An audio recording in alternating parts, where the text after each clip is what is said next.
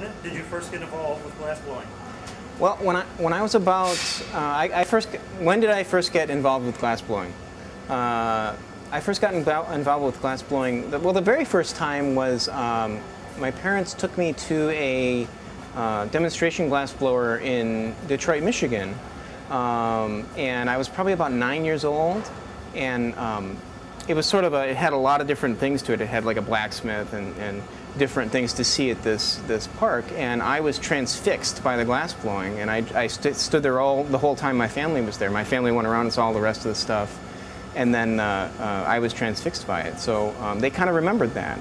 And then when I turned 14, they enrolled me in a class at the Toledo Museum of Art in Toledo, Ohio, and I've basically been doing it ever since. All through high school, I did as much glass blowing as I could at the museum. And then right out of high school, I started getting different glass blowing jobs all around the country. So, yeah. How does working with glass make you feel? How does working with glass make me feel? I think most people that are drawn to glass blowing are they like to have a challenge to overcome. They like putting a puzzle together and figuring out how things are done. And so I think a lot of glass blowers sort of start out that way because it's a very challenging art form to learn. It takes many years, and it's you're working with a molten fluid, and so you have to really sort of learn how to work with that to learn how to make stuff. And then kind of later on, you sort of realize, well, geez, I should kind of make something that I want to be happy with too, and then you start to focus on what you're actually making a little bit more. But I think a lot of glass blowers start and have this feeling of a challenge, sort of overcoming a challenge, of learning how to do it. So, yeah. As a follow-up to that question, do you feel a historical connection with artisans of the past? I do. In fact, well, do I feel a strong connection with artisans of the past? I do feel a strong connection to glass artisans of the past in a way that is, when I do demonstrations for like Boy Scouts and Girl Scouts and school groups and things like that, I make things like a wine glass or a drinking cup or a bowl, and I tell them that this is how it used to be done, 2,000 years ago with these same tools. The tools really haven't changed at all, the bench tools, and that I think that that's lost on people in today's day and age. It's sort of things come out of a factory, right? And a machine makes it somewhere.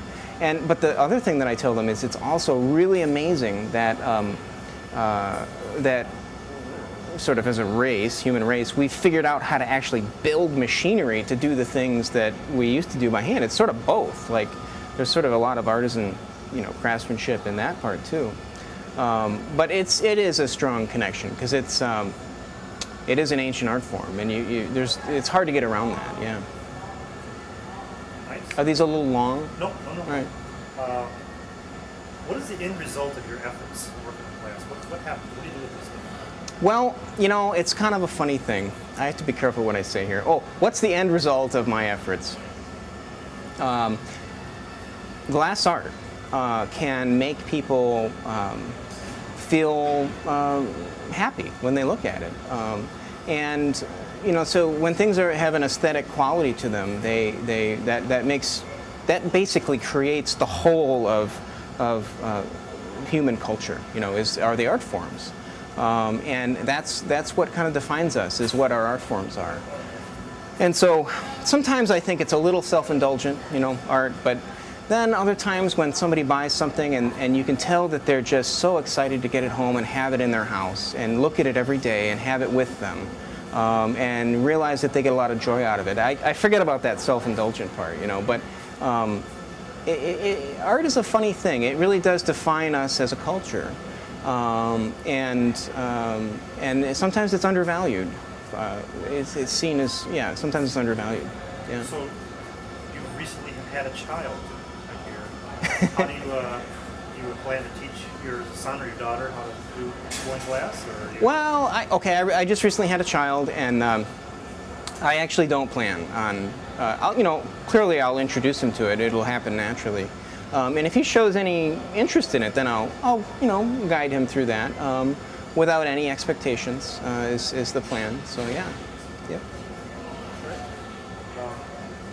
Michael has a nice OC shirt on. Maybe we can do a zoom in on that and zoom out and just have him introduce himself. Hi, I'm Michael, and I run or manage whatever. Promote your studio. Okay. Yeah. So I'll point when we're ready to.